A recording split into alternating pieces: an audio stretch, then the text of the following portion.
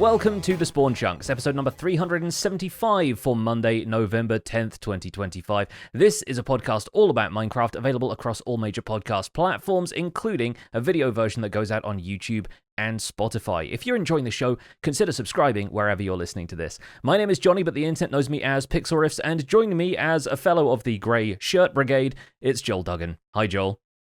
It's gray inside, it's gray outside. We spent the render distance talking about a little bit of the weather, as well as the lights that we are using to counteract the weather.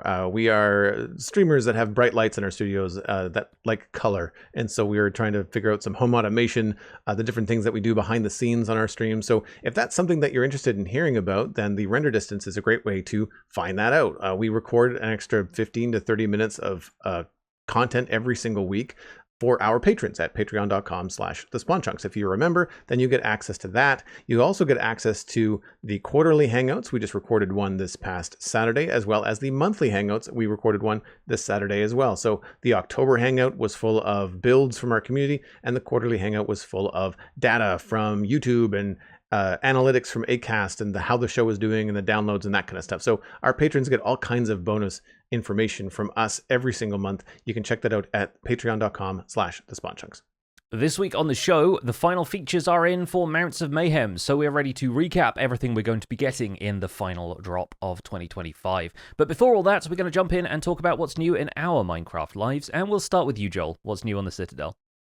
So I have made a decision on the scale of the command center in the center of the Mushroom Island. I did reduce the size of it a bit. I am sacrificing a little bit of the heftiness, I guess, of the original concept art, but I think it'll be a little bit easier to do. I'm going to have to take more inspiration from the image than copying it from a scale perspective, because it just was getting too large. As it stands now, it's still really big. I'm going to have to build some large things on the island to make sure that this doesn't feel like the only thing around. And it's coming together pretty well. The decision to use diorite as scaffolding and framing blocks, not scaffolding, but like as the outline and the blueprint for the block was great, because it means that I can remove it very easily with the haste 2 on all the beacons. And it's something that I have a lot of in other places on the server. So as I've been going through shulker boxes full of polished diorite to set this up, I have not really been feeling the need to go mine more. I just have it in chests elsewhere, which is one of the great things about having a long-term world and being a digital pack rat, is that if I don't have it on hand, someone else does, or I do somewhere in a chest monster somewhere. I just have to remember where that is. And if I can find that, then I'm probably good to go. And honestly, even though it's temporary, I believe, I think I might try to work some polished diorite into the texture of the command center. I don't think it's going to be the whole thing. I think maybe I can combine it with white concrete and maybe some quartz or something. I feel like I want to make it white. That could just be its current state kind of clouding my vision. I do think there's going to be some gray. I think there's going to be some textures that might reflect metal, or I guess portray metal in a way. But so far, we've got 3 of the 4 wings constructed. They are, I want to say they're between, I think they're 50 or 60 blocks long each from the middle. So like they're sizable. It makes a big plus sign in the middle. Now these are just the framework. They will get thicker as they get closer to the center of the building. So it's not going to look quite like a cross. It'll look a little bit more spacey, I guess, a little bit more robust. And what I'm planning on doing is putting my storage in the top floor of these wings. So each wing is going to have probably a theme, whether it be organic blocks or whether it's going to be sci-fi blocks, or I might organize it by build. I might organize it like this. This is where I'm going to keep all my terracotta and my concrete. I don't know yet. Haven't really figured that out. But I don't think it's going to be automatic, or at least not all of it. Some of it might be. The good news is we've got lots of space. So there's room to have walls that are 5 or 10 blocks thick. I could have copper golems walking around inside of them. I could do all kinds of stuff. So I haven't really thought that far ahead. One thing I did do is remove the temporary shulker farm. I say temporary because shortly after I made it, I felt like it was going to be in the way, and I was right. And I needed to move it much farther away. Ended up not moving it, but just tearing it down. there's no real easy way to move it. I had a heck of a time trying to remove the farm while it was full of shulkers, because of course once it's set up and it gets going, there are a minimum of, I think, there's 47 shulkers in the farm at any given time once it's up and running. And so to remove that, I wanted to capture one, but in order to do that, I kind of had to kill the others. And as soon as I started moving things around, they started teleporting places. And it was a real fight for about an hour and a half on stream to try to get this thing sorted. Once I got one in a minecart, I was like, okay, fine, he's safe. I can just kill the rest. And then I had to take it down. And it's also it's an ugly farm, but it's an OP farm. So while I was thinking about the best way to remove it, I also ran it for another hour. So now I have 2 shulker boxes full of shulker shells, stacks of 64. I may not need to ever build it again. I don't know. Yeah, right. We'll see, right? So if I do, I'm going to probably bury it underground somewhere or put it, because it's a big behemoth of a thing to try and keep around and decorate around because of the technical parts of it. You can't really build anything closer than 8 blocks. We had that issue actually as I was turning it on to run it one last time. One of the shulkers teleported to my nether portal, and I was like, oh, okay, that nether portal was built too close to this thing, and it was only just. And I was like, man, whatever I'd have to put around this would just be absolutely massive, and have to have this massive empty cube inside of it. So I really feel like if I'm going to build it again, I'm going to bury it under the ground or put it in the ocean or something. I don't know what I'm going to do with it. So that was the main, I guess, removal and change of the landscape the last week or so. I also took the gunpowder from the gunpowder farm, which is now functioning pretty well now that I'm moving around the island more, and tied it to a really small 5-block wide sugarcane paper farm, and created an autocrafter for rockets. It gets about a stack and change per stream. I don't go through that many, so ultimately we will run out of stuff, and I'm going to have to figure out what to do with the overflow. But for now, it works pretty good. It took me a while to figure out. I couldn't come up with it on my own. I could not figure out how to have an autocrafter craft stuff that it wouldn't back up, because the gunpowder and the sugarcane come in at different rates, or not sugarcane, the paper comes in at different rates.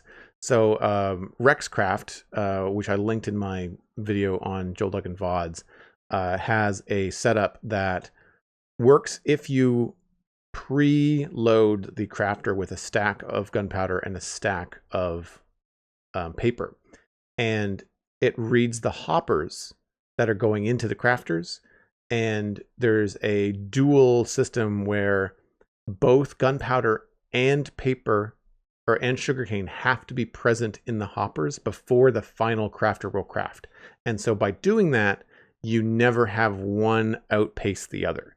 So it's really complicated in terms of the thought process around the mechanic. The actual redstone is not that hard at all. It was a really easy tutorial to find and to sort out. And so that's what I've got on the Citadel now. And it's the kind of stuff where I wish I knew just a little bit more about redstone, where I could have come up with a solution on my own. The stream where I couldn't was really frustrating. And I wish that crafters were just a little bit more straightforward when you want to do more than just craft a single item, like a full, like a bone block is a good example, or just turning bone meal and dye is a great example of, like, these are very simple things to set up in the background. But when you get into like 2 different materials that might be coming in at different times that aren't manually fed into some sort of hopper, it becomes really, really tricky.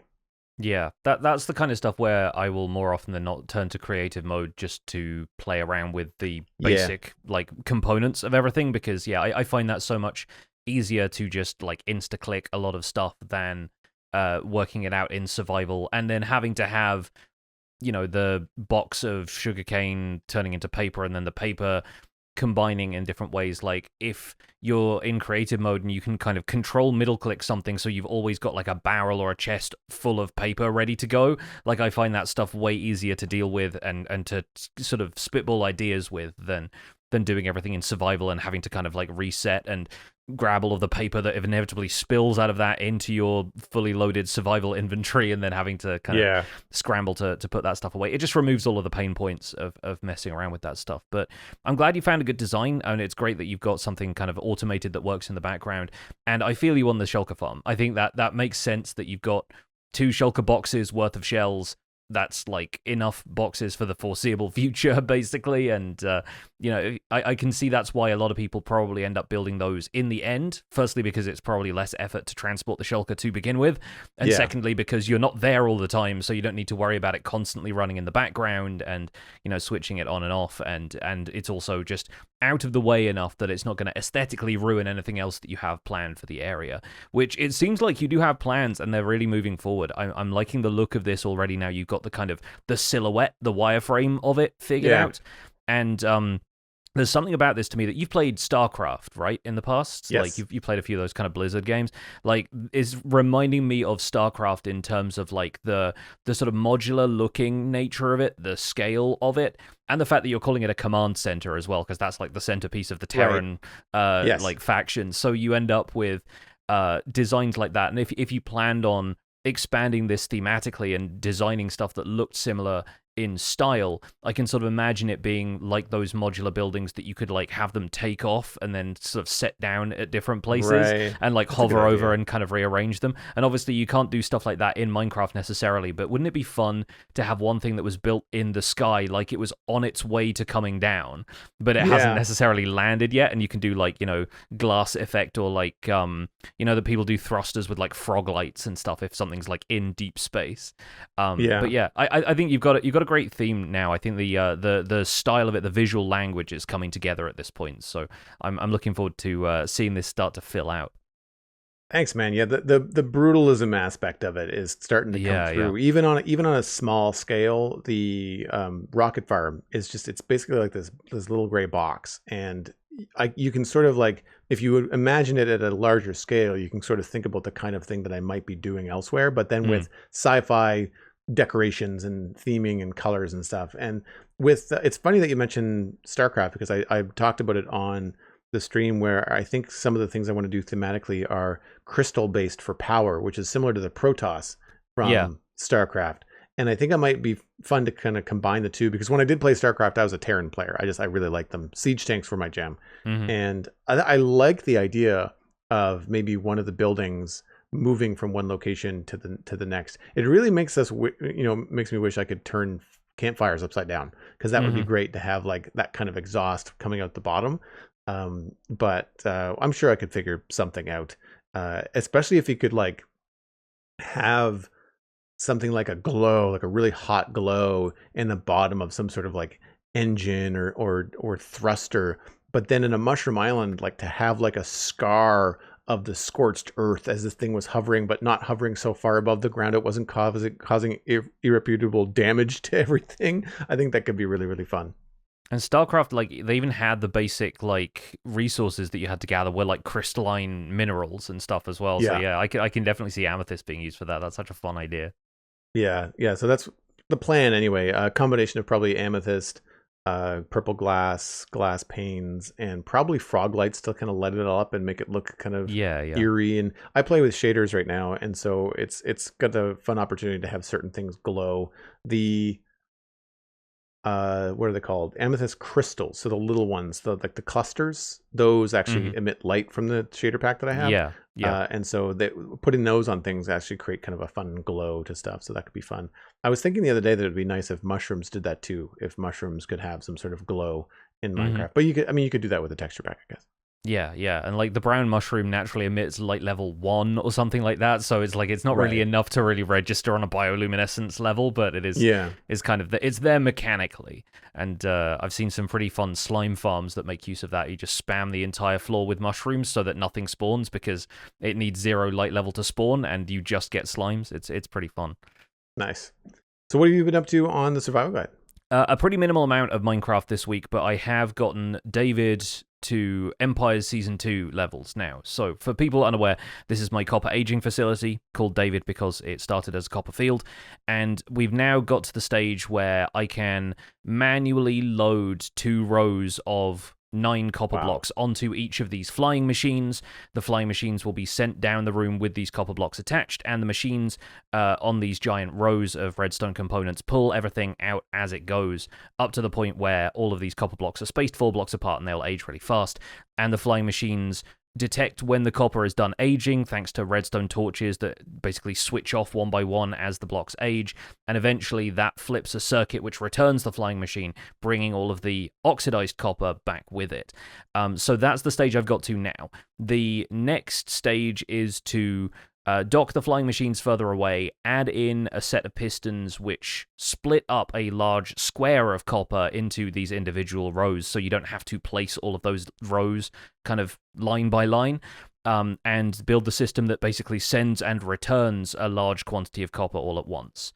So it's going to end up with the player just placing a bunch of copper in a 9x8 square on the sort of launch platform. You hit go, and then the machine does the rest, and eventually it will return all of that copper fully oxidized. That's the plan, at least. And I've made a couple of minor changes to this. I mentioned in the past about how I'm using chiseled bookshelves in order to detect when a comparator signal needs to be 6 or lower. In this case, 6 is the ideal amount to make sure that the circuit can count the amount of times that the copper ages before it activates and ejects a fully oxidized copper block.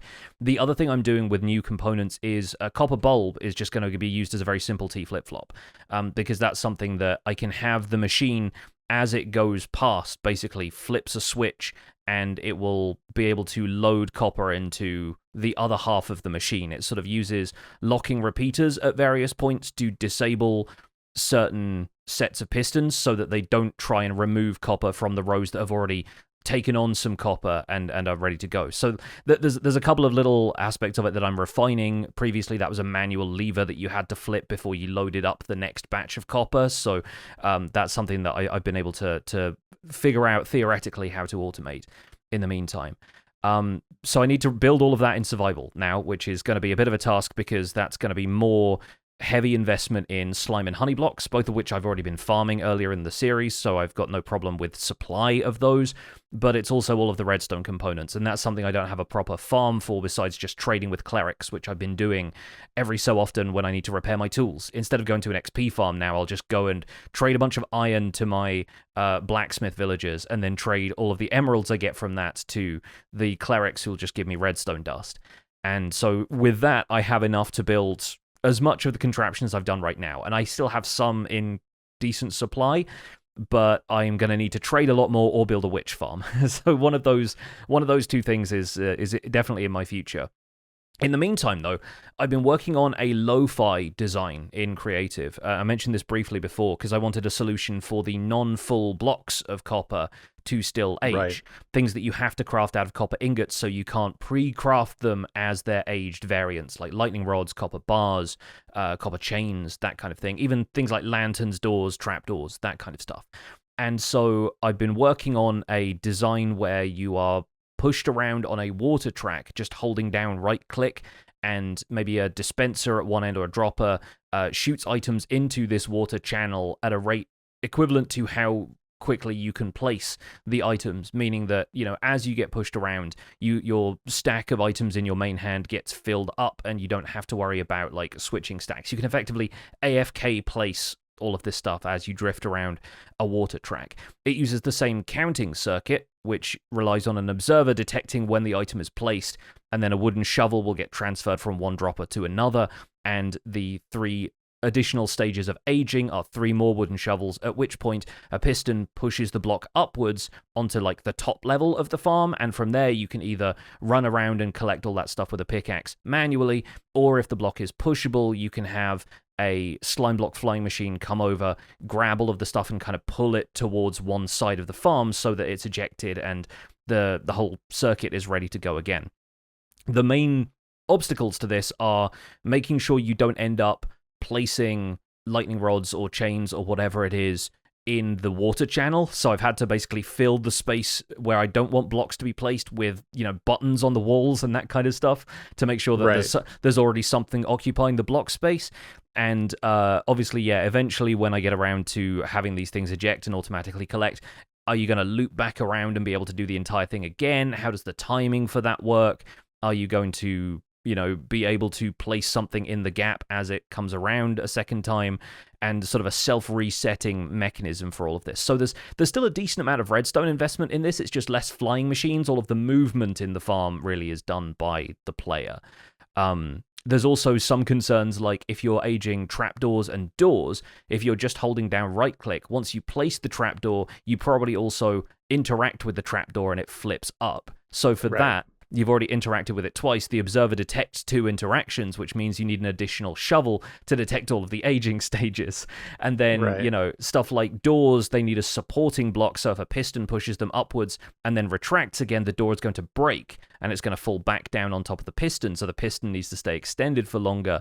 And you look at stuff like copper lanterns, those are going to break when pushed by a piston instead of just moving. So there's a few fringe cases where I need, like, little micro versions of this farm, and there's going to be one version that works better for the things like copper bars and copper lightning rods and whatnot, and there's going to be probably a specialist design that this half of the circuit is specifically for doors and trapdoors, or it's for the lanterns so that they can get washed into a water stream instead of having to be picked up by a flying machine or something like that. Lots of tiny little considerations, because the copper block set is actually quite complex now, quite varied, so I'm looking at trying out all of these different things and seeing what sticks at this point. With the AFK part of it, are you planning on using like an auto clicker, like a macro for a mouse? I mean, you could do something like that. I found that if you fill up all of the blocks with something that's going to prevent you from placing it anywhere that isn't in the machine, all you really need to do is hold down right click, at which point there's a trick that I've used for a while when I'm mining obsidian from the towers in the end, which is if you press F3 and T to reload the textures, if you're holding down a mouse button, it will keep that mouse button held down and you can take your hands off the mouse. I use that all the time for mining out basically like 2 columns worth of the giant obsidian towers in the end. And so you can do that with right click as well. So you could effectively freeze it in the action of holding down right click, or you reassign right click in the controls to, the use place block control can just be like a keyboard key, and then you just put like a little weight on your keyboard key or something.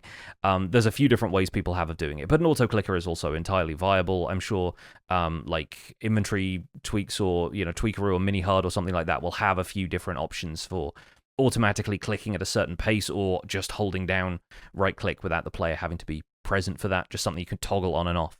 So yeah, I have a couple of solutions in mind for stuff like that, but either way, we've got a version of this that is sort of working in creative on a theoretical basis, and now I'm just working out the ins and outs of how big a space do we need to build this in survival. Do I just build it underneath the machine that I'm currently working on, or on top of the machine I'm currently working on? And what do I need to really pull that part off? I have an auto clicker on my Razor software, so I use that at the zombie piglin farm for collecting gold, because I need to use sweeping edge, and so spamming doesn't work. I have to have like a single click like every second or two. I think it's 1.5 seconds for me right now. And that also just allows more piglins to just come in, like get into the chamber before I swing the sword. The reason I brought it up is because I thought if you had the right timing, depending on how fast the water stream is, you could time it so that you're only clicking once to place your trapdoor. Like every specific amount of time, you could just place the one trapdoor if you wanted to go the route for macro. I just have it toggled to my 5th mouse button. So like one of my thumb buttons will just turn it on or turn it off. And I find it great. The trick, of course, is that you can't really do anything other than that on the computer. Like if you're doing that, even if I open my inventory to switch tools around while I'm mending stuff at the farm, I have to be really fast because I've only got a second or two before it clicks again. Yeah. So sometimes you forget that it's on, you go into your inventory, and it's like, oh, wait a minute, this is auto clicking. Like, why am I moving stuff that I don't want to move? It's because you're clicking stuff and picking it up and moving it around your inventory without thinking about it. But I found that has been really helpful. It's also nice sometimes on stream to just like go there, repair an item for 5 minutes, get some levels for labeling shulker boxes, and then just, AFK and be able to like fully address the chat room and not have to like constantly looking at the screen or clicking or thinking about something else. So I find that's pretty handy. This is really neat, man. Like I like the manual version, like the low key lo-fi version of it. I've always thought those farms are really clever. The ones that kind of move you around slowly with a water stream, whether it's for nether wart or ice that you mentioned last week. Yeah. They're really, really fun. And man, seeing David at scale now inside of the chamber is really cool.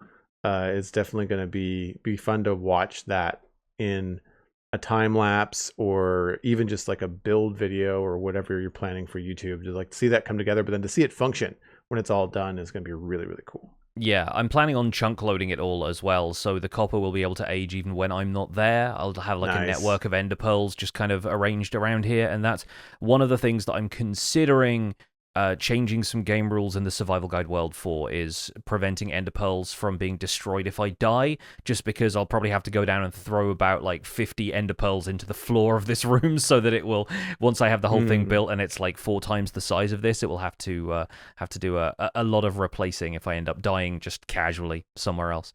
Either way, we're going to move on into the news for this week, because as mentioned at the top of the show, we have the final features for Mounts of Mayhem being announced. So Java Edition Snapshot 25W45A brought that news. It was published on Tuesday, November 4th of 2025. Quote, "Our final set of features for Mounts of Mayhem brings the game's strongest armor tier to your favorite mount with netherite horse armor. On the submerged side of things, explorers of warmer waters can now swimble upon a rare variant of the zombie Nautilus. With this week's snapshot, we're also introducing a new concept for data packs called timelines that can modify game behavior based on the in-game daytime. More about that in the full changelog below. So new features in 25W45A include they've updated the panorama for the Mounts of Mayhem drop, and they've added netherite horse armor that can be obtained by upgrading diamond horse armor in a smithing table. Spears are now less forgiving if you miss a charge attack. The coral zombie Nautilus was also added as a new variant of the zombie Nautilus mob. It spawns in warm oceans, replacing the normal zombie Nautilus. Camel husks will now drop 2 to 3 rotten flesh when killed, with an extra 1 or so for each level of looting. And in advancements, they've added the Mob Kebab advancement for spearing 5 enemies with a charged attack. A few changes in 25W45A. Zombie horses, camel husks, and nautili now become persistent with any interaction from a player, not just by riding them. The video memory impact of anisotropic filtering has been reduced, but still remains quite high. And the color of the sky during sunrises and sunsets is now affected by rain and thunder. Technical changes in 25W45A. The datapack version is now 93.0. There's a lot of additional information about this in the changelog, but the thing we wanted to highlight here was that, among other things, this adds timelines. Timelines are a new experimental concept defined in datapacks under the timeline registry. Timelines specify game behavior based on the absolute day time, that which is set by the timeset command. Timelines optionally can specify a period over which they will be repeated. Primarily, timelines are able to modify game behavior or visuals by acting as an environment attribute source to apply environment attribute modifiers. Now, in layman's terms, this means custom environmental attributes like sky color could be set up to change over time. You could make it possible to place water during the night but have it evaporate during the day, and there are many other possibilities which are now entirely data-driven. The resource pack version is now 73.0, which includes item textures having been split out of the blocks atlas into a new separate items atlas that doesn't have mipmaps. They've added support for the coral zombie Nautilus and netherite horse armor to textures, and they've added parrot sound events for parrots imitating the new mobs, the parched, zombie horse, and zombie Nautilus. Fixed bugs of note in 25W45A. Certain entity animations stopping after they've existed in the world for too long has been fixed, along with view bobbing stopping working after long elytra flights, the jump bar progress rendering unused pixels from a dynamic texture atlas. The spear can dismount invulnerable, non-living, and otherwise inanimate passengers from any vehicle. That's a bit of a nerf to the spear. Players can charge with the spear and deal damage while dying. That's now been fixed, along with spear attacks being able to hurt entities through doors, and a handful of issues related to the camel husk, zombie horse, and zombie Nautilus despawning when they shouldn't. So a full list of bug fixes and details of all the technical changes in this snapshot can be found at the Minecraft.net changelog. We'll have that linked in our show notes at thespawnchunks.com. So we know we're going to be covering all of the features and recapping in the main discussion this week, but something that I thought was worth talking about was timelines. They struck me as very, very cool ways to control the world, I guess. Really, it's the kind of things that you would normally see in mods or mod packs, and now can be available in a data pack, which means you don't have to worry about a mod loader. If it's your own data pack, you don't have to worry about it necessarily breaking every time the game updates. It depends on how it works, but I really think it's neat. I wonder if timelines could be strung together. So it reminds me of I think it was like a Blood Moon, something that happened in one of the mods Yes. that you played years ago. Yeah. And so it's like every fourth night at midnight, blank happens. I mean, insert whatever cool thing you want. Hmm. For that Blood Moon, it was like more mobs, and it was more of a challenge, and the moon was red, and it was just one of those things where you can, if you're in survival and you didn't have a farm yet, you could collect a lot of stuff if you wanted to go out and shoot skeletons and zombies and things like that. And that could be really interesting if you could have it go on a cycle where, like, not every night at midnight, but like every fourth, tied to the cycles of the moon, or tied to something else, like whatever it is. Every time it rains or every other time it rains, you could have something happen. It seems perfectly feasible to do it that way, I think. There's a lot of possibility for what they said. Like, it's not necessarily just on a what is it, 24,000 ticks is like a full day in game, like on a 20-minute kind of day night cycle. You can set it to that. You could set like an arbitrary amount for it. You can set it to like a day and a half or something like that, and then have that repeat. Seems to be the idea. Like, there are parameters Nice. you can set for some of these timelines that basically just allow them to recur.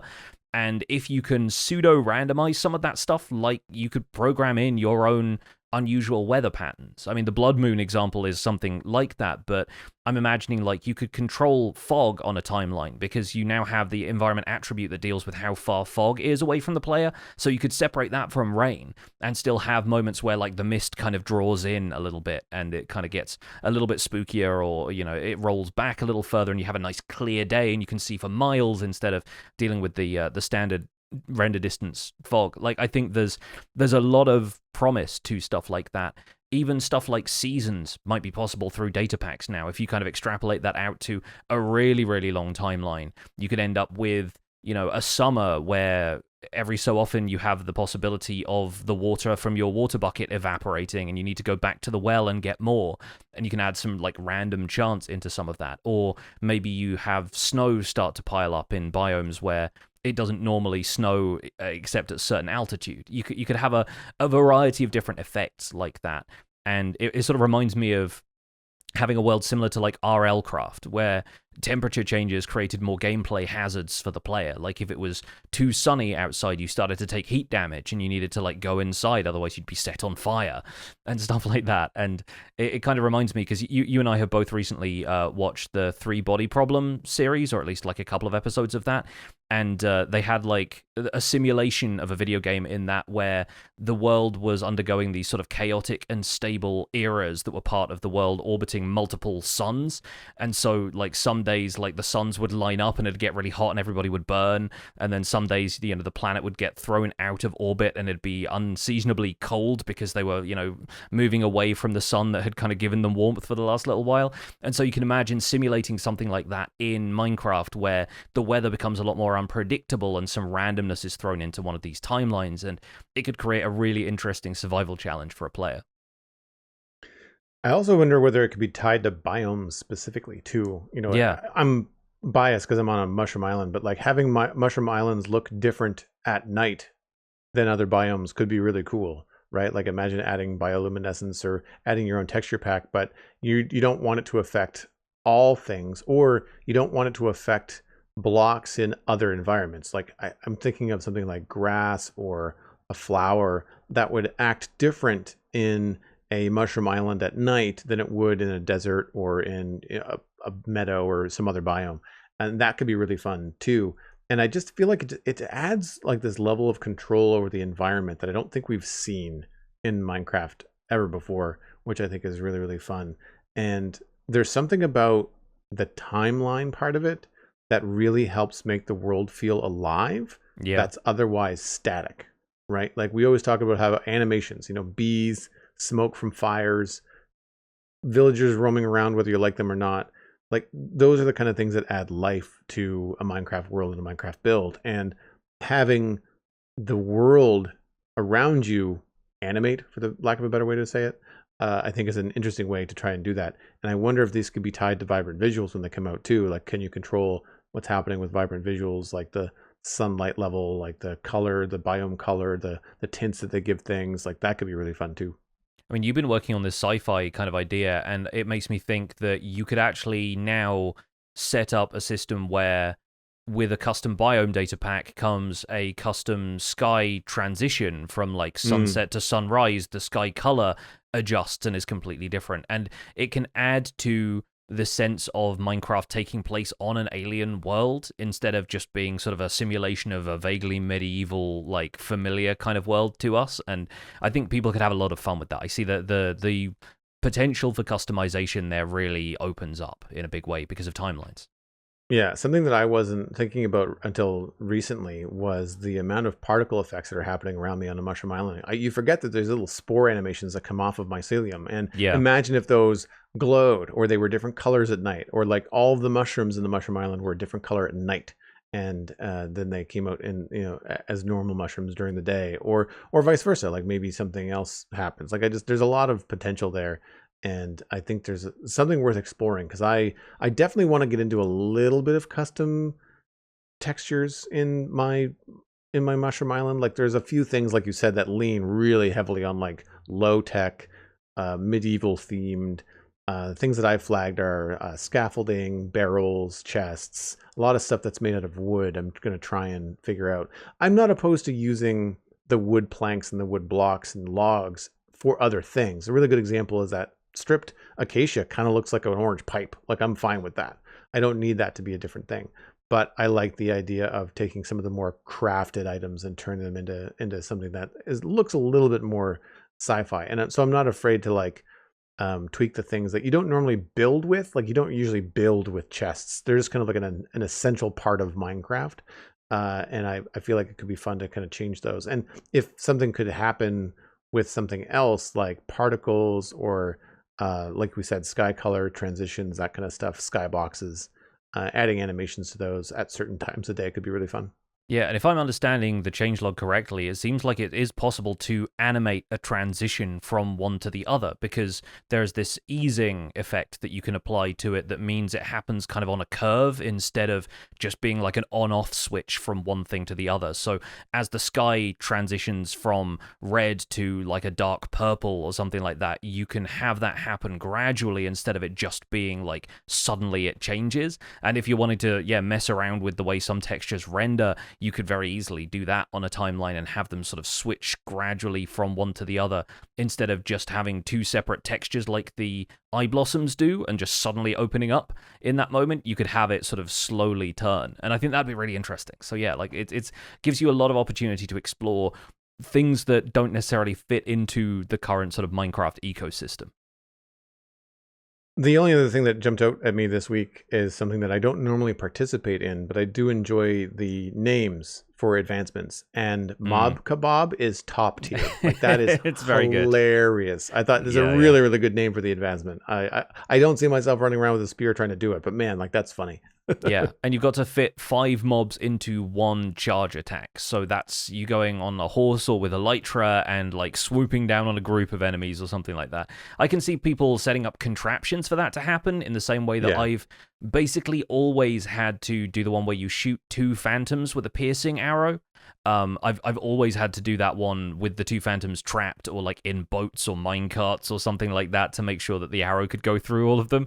But yeah, like there's definitely some room for player invention adding to that and having like, fun little gadgets and stuff, as well as it just happening organically as part of normal gameplay. So yeah, inventive way of signaling to the player that that's what can be done with a spear. I like that a lot.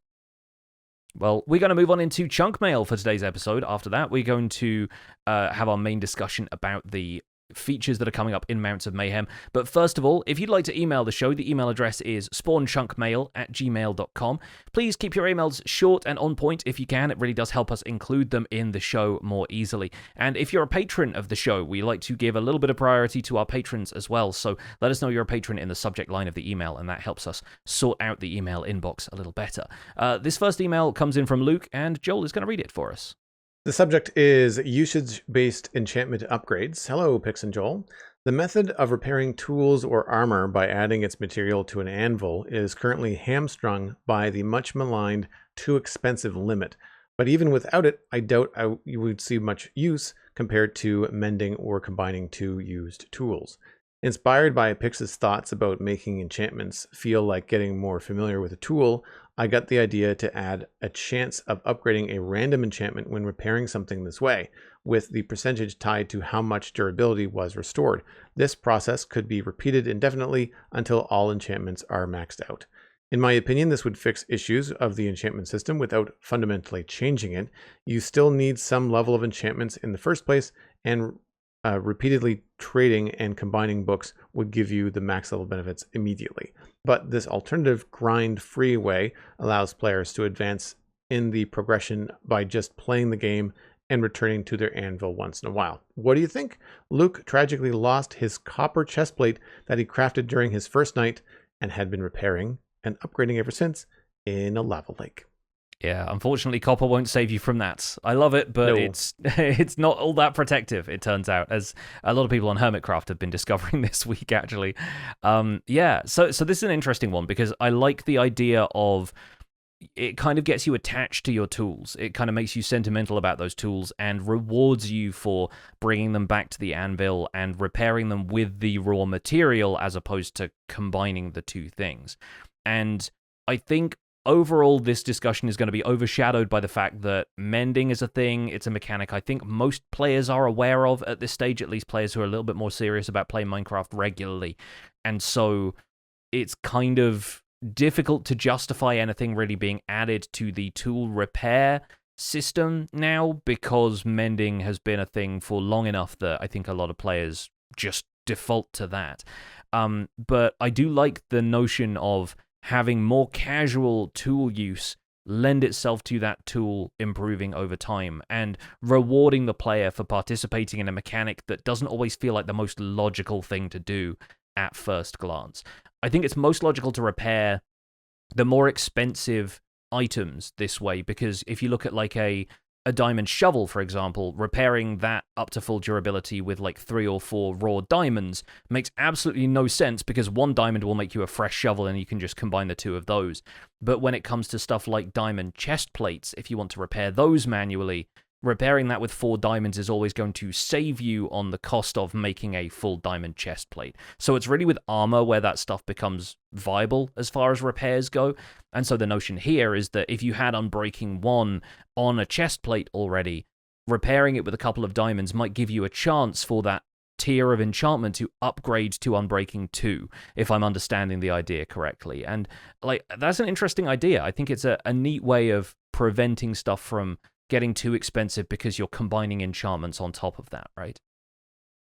Yeah, I don't think adding random enchantments to the system really helps, though. Like, if I'm going to repair something, I want to know the outcome of that repair, which we have from the durability standpoint. Like you mentioned, you know how much durability a single diamond or a single iron ingot will repair the pickaxe. It's not random. And I think that that's where this idea loses me, is the randomness of it. That said, I do like the idea of working towards an enchantment upgrade with use. And I like the idea of seeing your pickaxe go from Unbreaking 1 to Unbreaking 2 steadily. Like if you went back to the crafting table and repaired it, and your Unbreaking 1 had like a secondary XP bar or durability bar going in the other direction, right? So it's going to go up. I don't know if Unbreaking going up as you use it makes any sense. That feels like it would go the other way. Yeah. But if you're repairing it, and like say every 4 repairs, you go every repair you get 25% closer to Unbreaking 2. That I think might be cool to see. You still have to get the enchantment to begin with, but it means that you can kind of work your way towards enchantment 2 and 3 without having to find another way to do that. Because I think that the way that it is now, adding another random enchant just adds to the grind. Like it's a grindy, any kind of grindy process like that, I'm usually disinterested.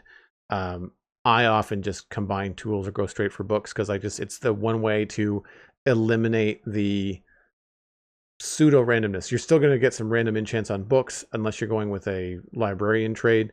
But once you've got that librarian trade, like people go that way because it removes that randomness. It removes that grind, and you get what you want. And I think that's what most players want out of Minecraft. That's one of the things that's so appealing about the game, is that you, in general, can manipulate this world the way you want, with the exception of some general rules. And I think that the randomness of the enchantment system really goes against that level of control that appeals to players. Yeah, I think that's the difficulty here, is that a lot of the systems that grant us progression in Minecraft aren't really all that fun gameplay-wise, because the stuff that, the natural tool progression in Minecraft is pretty compelling. You'll go mining for iron, you pick up iron, you can mine diamonds after that, you get diamonds, maybe you go looking for netherite afterwards. But in terms of enchanting stuff, it's really just a bunch of menus. And like the same goes for villager trading, really, is like, you kind of you breed villagers, maybe there's gameplay in that, maybe the kind of villager curation of a village space becomes part of it, but then it becomes a bunch of breaking and replacing workstations if you're just trying to go straight for the reward at the end of things. And so while there is some gameplay inherent to that, a lot of it is menus. And then that becomes like the problem where players just want to get that part over with so they can get back to playing the actual game. And I like this idea because it's got a bit more of the implied gameplay in it. Like there's the sort of, you go out, you come back, you repair stuff, maybe you get an upgrade, and you're encouraged to just go back out there again straight away instead of having to spend all of the time in the menu looking for the enchantment that you want, re-rolling the enchantment table and that kind of stuff. But the problem is most players at this stage are just accustomed to aiming for the highest tier enchantment immediately. Like you re-roll the enchantment table until it gives you efficiency 4, unbreaking 3 on a pickaxe, and maybe you get fortune and silk touch out of that, maybe you get them from books.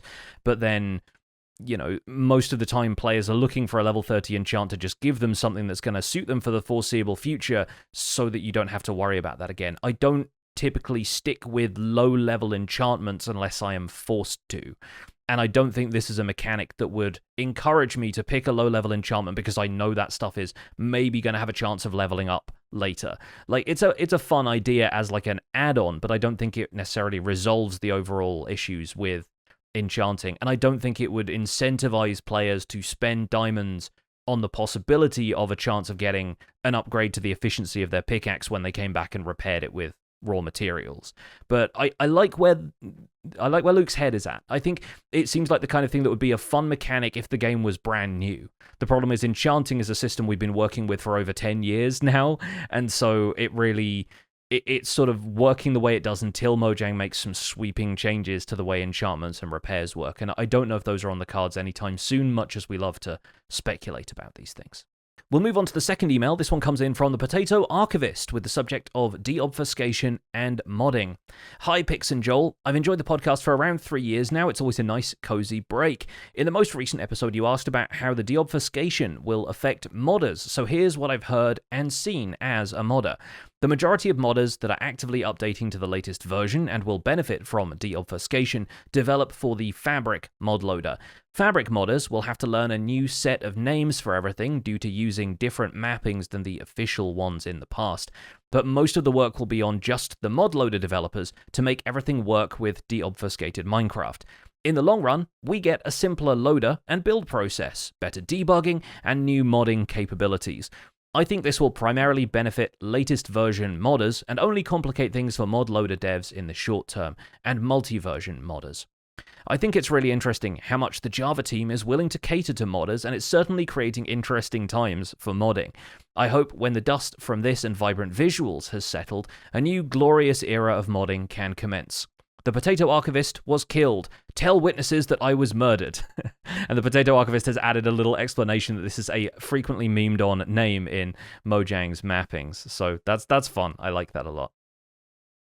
Thanks very much for the point of view from the modding community. Like, that's super cool to hear from you about what this means for people that are really in the weeds of all of it. Without knowing much about the development side of modding, the price of short-term complications for long-term benefits makes sense. I feel like that's kind of what we assessed last week. And it sounds like the mod using community will potentially benefit from faster updates, maybe even new capabilities available to mods and mod authors. And I do find it interesting, and correct me if I'm wrong here, that it sounds like really more work is going to be happening for the mod loader developers than the actual mod developers themselves. So really, it's not that a lot of mods have got a lot of work ahead of them. It's more like, yeah, mods have got some stuff to update, but the mod loaders, which there's not hundreds of thousands of those, right? There's a few that I can think of off the top of my head, but that's it. And so once those are up to date, then it's really just going to be moving forward, which I think is great. Yeah, this seems like, from what I understand, it's going to be a bit more complicated than just kind of a find and replace, and like replace old term with new term. Yes. But it seems like, at least for now, this is by far not the most challenging thing the modding community has had to deal with for a while. Like, I imagine that some of the changes to the code back when they started, like changing block IDs over to, like, from a numerical system to a more sort of name-based system, probably changed a lot of the way modders work. And it seems like everything's sort of becoming clearer for a while as far as the modding scene is concerned.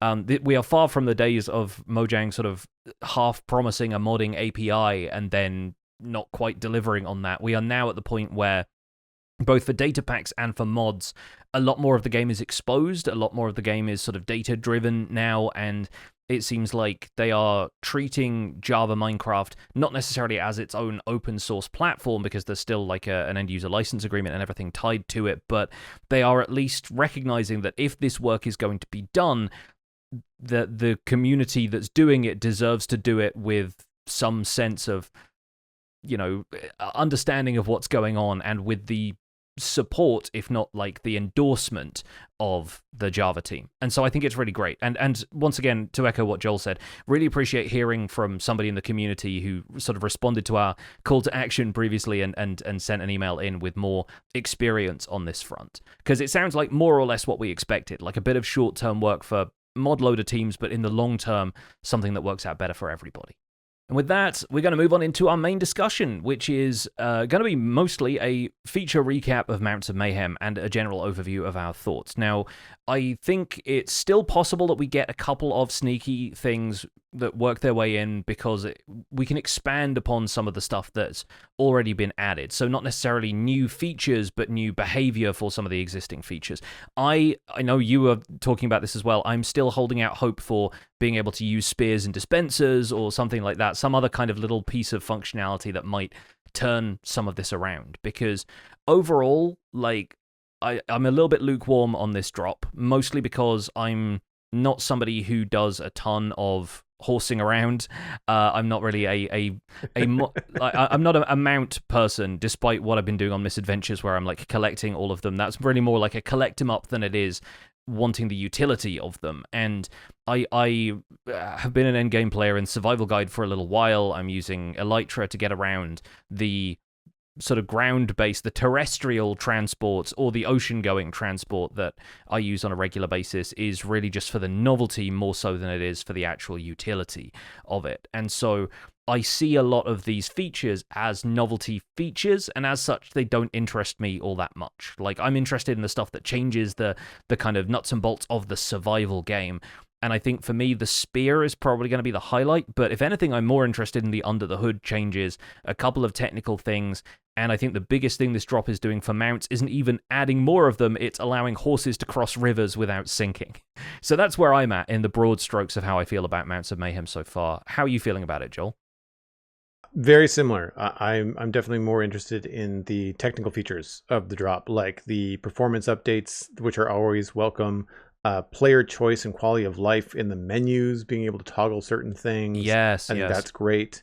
Anisotropic filtering and chunks fading in help a 16-year-old game feel more modern. And any time that Minecraft does that, I like playing it more, because as you play other games that are similar or have that kind of building vibe to them, like, and they look so pretty, I feel like whenever Minecraft updates those visuals, I think it's going to be good. Again, Vibrant Visuals is not coming with this update, but it is coming eventually. So I think when that combines with whatever that drop will be, I think that's going to be a big deal as well. And that's kind of where my excitement about this ends. We've already talked about timelines. I don't think we need to go into that again, but that's also included in this technical list for me.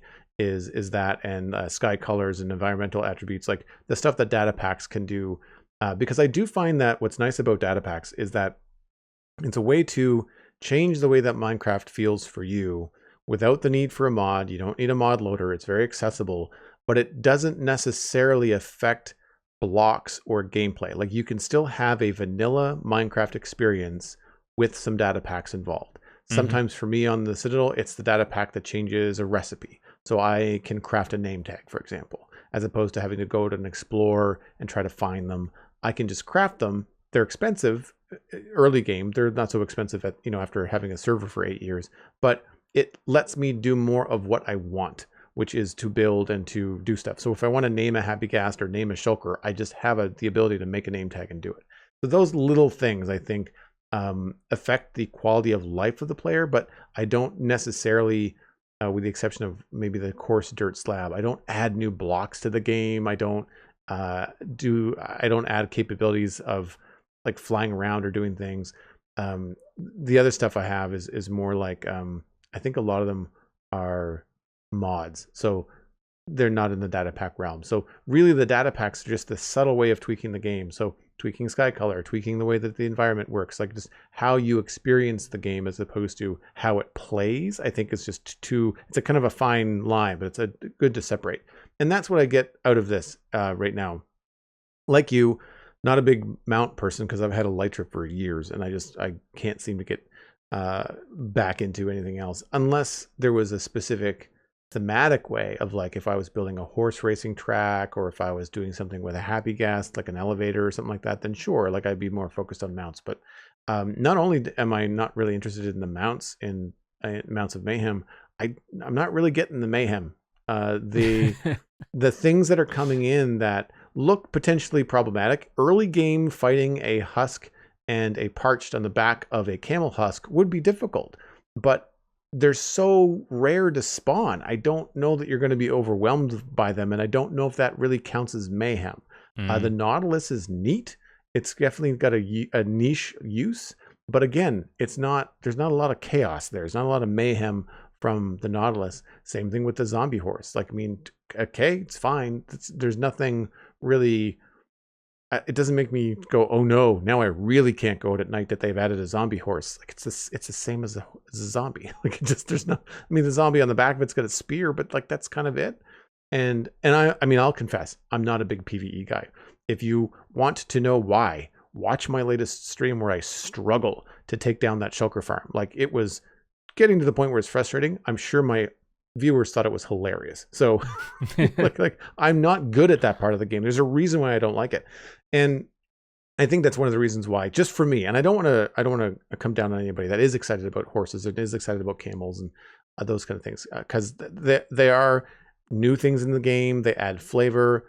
They are things that are going to be fun for some people, but I just don't see the big draw for this. And this might be divisive, but it just sort of feel like the ideas on this one are kind of like Mojang emptying the tank. Like, it kind of feels like, well, these are ideas that we've had kind of bopping around, kind of like you have like stuff in a junk drawer in the kitchen. I hesitate to use that. I don't want to call these ideas junk, but the idea of an anything drawer in the kitchen might be a better way to say it, is kind of like what this feels like. Like the Nautilus and the camel husk, they don't really feel linked at all. The zombie horse, I guess the zombie horse and the camel husk are sort of linked in that they're both undead, but like it feels odd. I guess is the way that I land on it. Like there doesn't seem to be a real through line, despite the fact that they are all mobs and they're all mounts, but like it doesn't seem to be. They're linked functionally, but not necessarily thematically, and it's not like they all inhabit the same biome the way the Nether update sort of introduced an ecosystem of sorts. They sort of feel like a bit more like disconnected features, a bit more like we got with Trails and Tales, where it's kind of like the trail ruins over here, the cherry grove over there. There's not really like a huge kind of connection between the two of them. Like I can feel that. Yeah, and the Nautilus, again, not something I'm going to be using just yet, but I mean, I have some potential for it in a couple of ocean monuments that are nearby the Mushroom Island that I might venture out and turn into farms. So like there's a potential there. It's unique. It has some unique capabilities with the player being able to breathe underwater, and that's fine. But then the camel husk and the zombie horse don't really add anything like that. Like Yeah. what's the benefit to me as a player to get a camel husk as opposed to a camel? I don't know if there is one. I can't think of one. Same thing Yeah. with a zombie horse. Like, I mean, you get the badge of like I found one. Like it took me long enough to find one, and I've got one. I feel like, does the zombie horse burn up in the sunlight? I feel like it does, but the It camel does husk does unless not. you put horse armor on it. Horse armor on So it, right? so once the player has sort of like claimed it in that sense, it's possible to protect it from the sun. Right. But yeah, I made that mistake when I was testing out the netherite horse armor this week. Was that I took the netherite horse armor off briefly, and suddenly the horse I was on started burning. And I just panicked and went, no, get a bucket of water, like call the fire brigade, something. You know? Yeah. Yeah. Yeah, like that, so that they're not really all that useful. Whereas the Nautilus is, like the Nautilus does have a function to it, which I think is why it would kind of push itself to the top of my list if I was to choose one from the mounts. Yeah, no, I agree. I think the Nautilus feels like the more unique edition functionally, because of course, yeah, we have variants of the other two already, and the Nautilus feels like something new. It's the first mount we can ride underwater, with the exception of, I guess, skeleton horses, but it's like the 360 degree sort of flying around, similar to the Happy Ghost, I guess. And yeah, like as a creature, I think it's a cool addition. I think it justifies the pre-existence of Nautilus shells in the game as well. So there's a bit of stuff tying it in, so it doesn't feel like it's completely out of nowhere. We haven't had much new ocean stuff for a while, so it feels like now there's 3 variants of Nautilus out there, plus the extra combat challenge of drowned Nautilus jockeys. It feels like it's at least fleshed out as an idea, if not just kind of something that was dropped in there. It feels like it's got some character to it, at least. Yeah, what do you think about the new coral variant?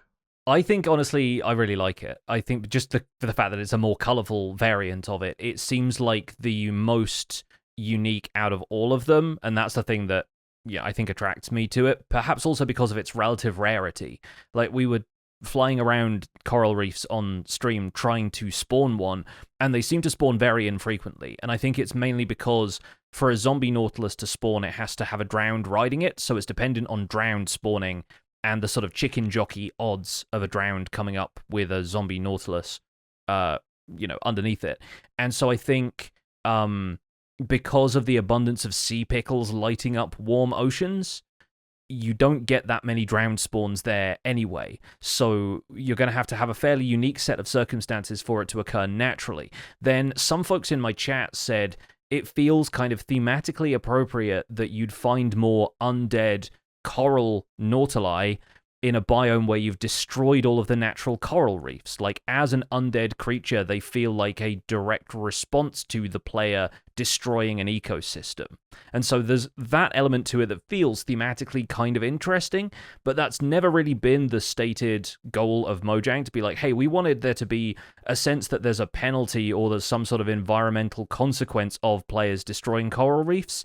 They've never said that. That's just players kind of imagining that as an excuse for the coral zombie Nautilus existing. So I'd be curious to hear from the developers if that was their intention at all, and they just never sort of fully explained that, or if they just decided, hey, it'd be fun to have a more colorful variant of the zombie Nautilus for a rare mob for collectors to go after. But overall, I think it's a fun-looking mob. It's got character, and that's really what I look for in new editions when I'm not planning on using them mechanically for anything. So I think as an addition, I'm pretty happy with it this week. I'm curious as to why they chose the zombie Nautilus to do it, because the regular Nautilus has a much brighter shell, and I think would go better with the coral. And when I saw the model, I was like, oh, that's not nearly as much coral as I thought in my brain. Like, when I thought we were going to get a coral Nautilus, I thought we were going to get 5 different colors of Nautilus. I thought we were going to have like a fire coral Nautilus and a brain coral Nautilus and all the other ones, right? And I think that could be really cool. I do like the idea that there's stuff coming off of the model, like there's coral fan-esque type particles or pixels that are kind of like sticking off of the model.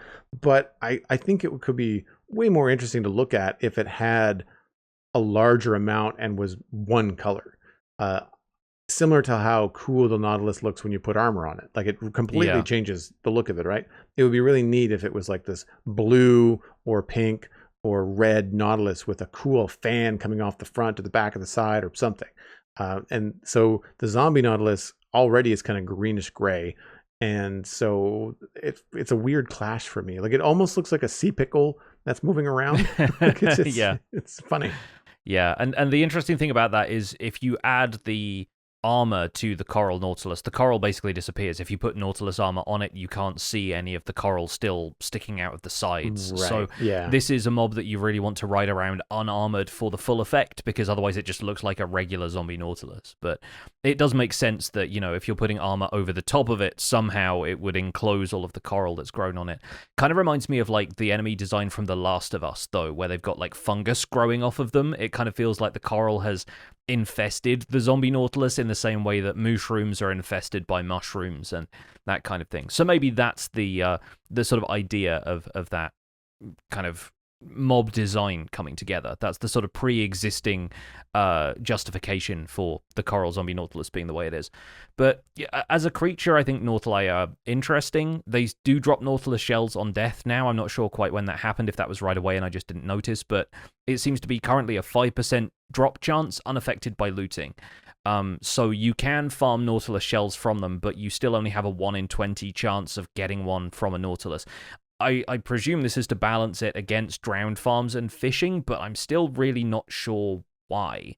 Because Nautilus shells have one crafting recipe, and people barely use conduits. So I'm kind of curious why it was felt they needed to stopper up the Nautilus shell market there by not having us, you know, be able to breed and kill Nautili, or have a system like turtle breeding where they drop a Nautilus shell when they grow up because they need a larger shell or something like that. So I'm not certain about how I feel with the Nautilus with like drops and stuff right now. It's also not like other passive mobs like the polar bear. If you kill one of them, it drops a salmon, and salmon is the food that they prefer. So like it's kind of interesting how they don't necessarily stick to the same rules for all of the sort of more passive mobs. Like you don't get a pufferfish from killing a Nautilus, even though you breed them with pufferfish. Same with turtles. They drop seagrass. They eat seagrass. You know, there's a bit of mixed messages there, but I recognize wanting to keep the mechanics a little bit more diverse. The main thing about Nautilus for me is that they aren't as crucial for building as Happy Ghasts are. And it seemed like for a while, when they were explaining them, it felt like, oh, this is the underwater building mob. It lets you breathe underwater. It lets you kind of scoot around and kind of move vertically and strafe a little bit better than you can when you're swimming. Maybe a little bit extra speed. The charge that they have, the sort of dash attack that they do is kind of fun. But they still have that mining debuff. Like, I'm pretty sure they haven't changed that at all. And that's the weird thing for me, is that you still get the same speed decrease when it comes to mining that you do when you're swimming around and you haven't touched down on the bottom yet. And you don't get any additional mining speed from the Breath of the Nautilus effect the way you do from conduit power. So if you're using them to build underwater, you better not place any blocks wrong, because otherwise you're going to have to dismount the Nautilus and touch down to the ocean floor if you want to remove that block with any haste. Otherwise, it genuinely feels like you're doing stuff with mining fatigue, and I don't like that as much. So if they want those to be more accessible for underwater building, I do think removing that mining speed penalty is going to be a good way forward.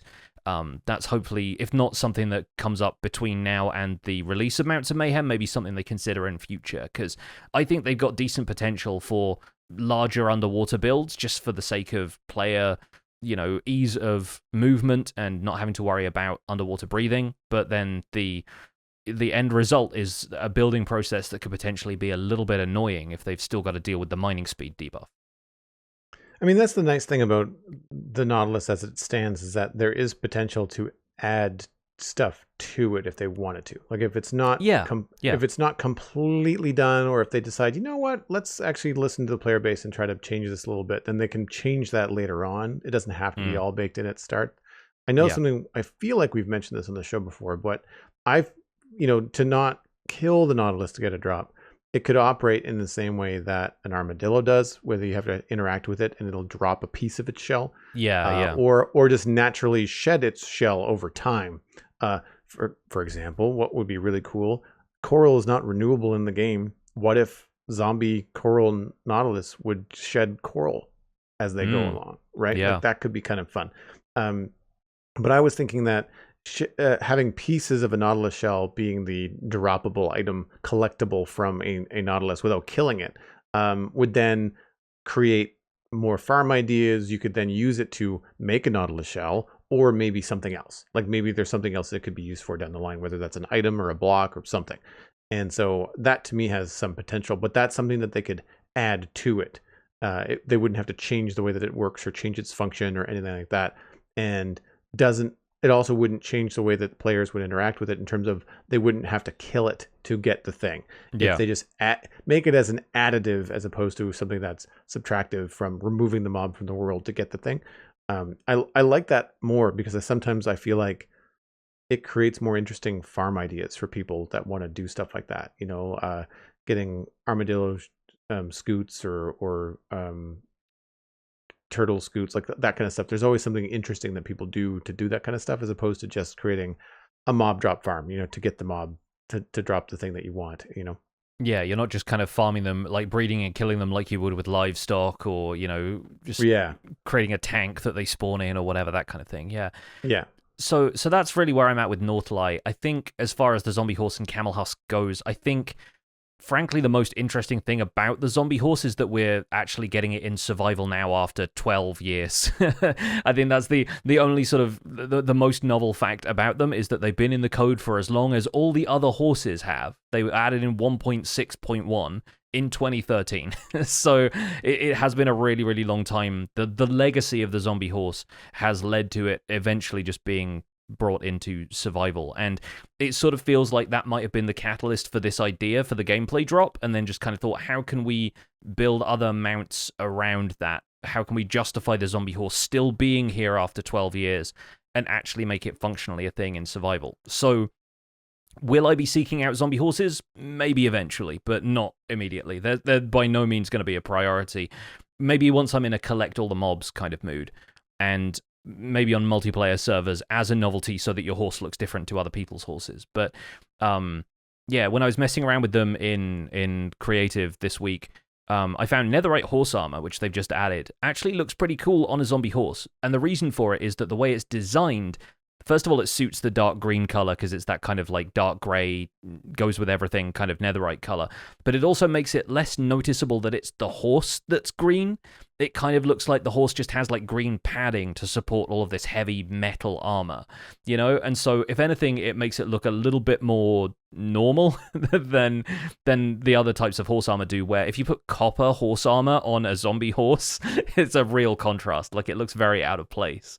And the same with diamond horse armor. It just really doesn't go with the dark green. So I can see people wanting netherite horse armor for the aesthetics of that. But yeah, like, I think mainly the zombie horse and the camel husk, by association, serve more of a utility purpose than make, an interesting addition to the game. I think they demonstrate spear mechanics to players, or in the case of the camel husk, we mentioned this before, the fact that the camel husk has two riders demonstrates to players who might not know this from looking at a camel at first glance that you can put two players on a camel.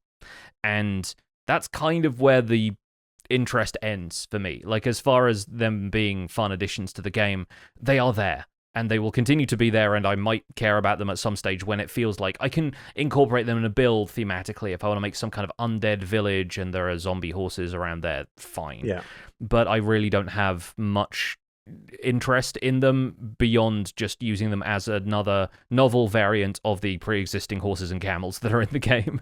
That's about it for me. And I kind of feel the same way about the Parched as well. Like, there's not really a whole lot to say about them. I think they are a logical expansion to skeleton variants. It sort of feels like closing a loop, or like a loose end, where we've had husks, we've got drowned, so having sort of a watery variant of a skeleton or a desert variant of a skeleton kind of made some sense. And so I do think it's neat that we've got those, and we've got strays in the snowy biomes and bogged in the swamps, and so skeletons have this sort of like, there's 4 of them now. That feels like a nice kind of round number as far as Minecraft is concerned, where circles are always squares.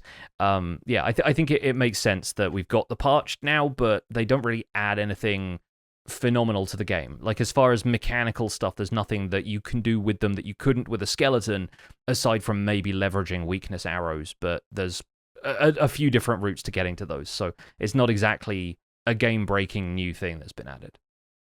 Yeah, I feel the same way about them.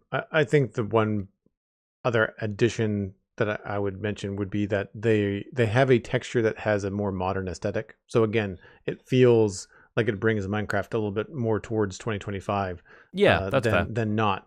But because they don't really offer any new function, like I'm not that interested in them. But like you, if I was to do a desert build, or if I wanted to create some sort of mechanism in a desert, or something that used a skeleton that was all made of sandstone, that maybe the skeleton was shooting creepers for like a record farm or something like that. Like that could be kind of fun to like use one of these guys or have them around, or they could also inspire players to make their own. Like if you made a giant monument to the parched and you got to like build a giant parched out of Minecraft blocks, like that, it could be fun because they look really cool. But yeah, outside of the way that they look, I don't see myself interacting with them all that often. Yeah. So the main thing really that I'm excited about is the spear. And again, it's the same way I was excited about the mace. It's a physics-based weapon. It seems like a fun thing to use. We've got a new advancement for it. We've got like a few different mechanical uses for it. And I like the fact that lunge is now in a good enough place that I can see people using it for like parkour courses and different challenges, traversal, what a fun, novel way to get around your base. Like I can see that being a thing. It's the feature of this drop I can see myself using most consistently, but I use the mace consistently in the sense that I take it out of my ender chest every so often, I bonk a pillager captain on the head, and then I put it back in the ender chest. It feels very circumstantial. It's definitely not going in my hotbar all that regularly, but I think in terms of what it adds to the game, I can see objectively that the spear is going to add a lot more to the game than just having the zombie variant of horses is. It's going to be an interesting thing for PvP. It creates a lot more accurate, like, jousting roleplay than any other weapons we've had in the game so far. I think it's going to be a fun way for players to think about minigames and add different challenges, and has a more broad range of uses than any of the other features in the drop, and that's why I think the spear is the thing that raises it above not interested for me into like, okay, I can see the potential of some of this. Yeah, I would like to use it in decoration if I could, but I can't think of any real ways that I would be using it in the near future. I remember when I was a kid, some of the Lego castle sets I had, the weapons that the minifigs had were swords, shields, and spears. Mm-hmm. And it would be really cool if you were doing like a castle or a mini game where you were able to capture some illagers, and if you were able to give them spears, like if they could hold one, and as they walked around the top of the wall, you could see these little spears going back and forth. Like that could be kind of fun, but I can't see myself, using it in any other way.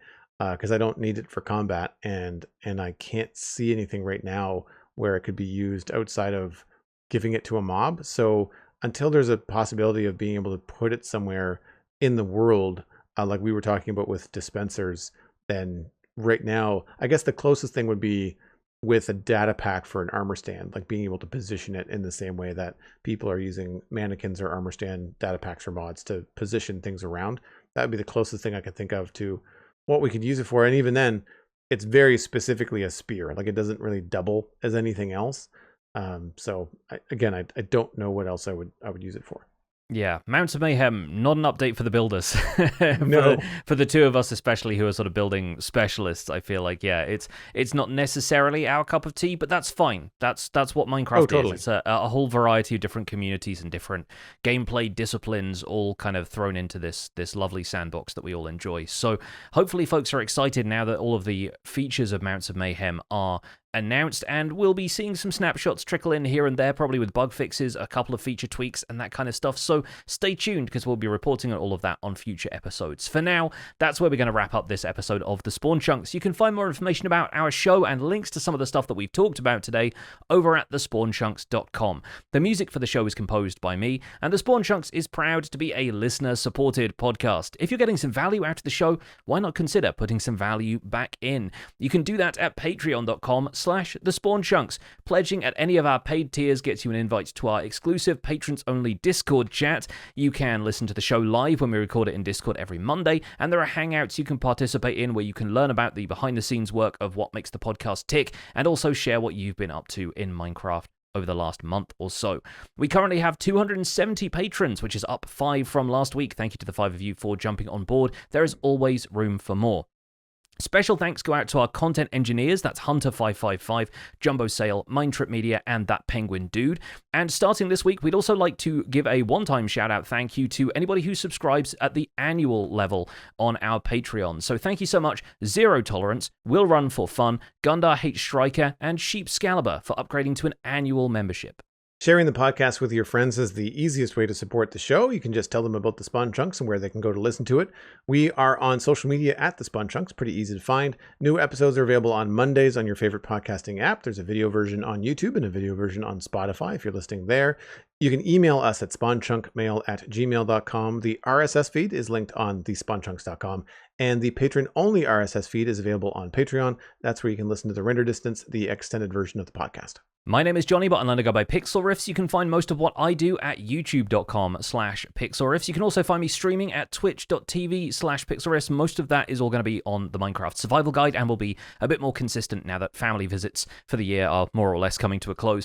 The other thing that's going to be much more consistent is the Hermitcraft recap, which I do the voiceovers for. You can find us through a quick YouTube search, and Season 11 of Hermitcraft has just kicked off, so our Day 1 recap will be coming out any day now.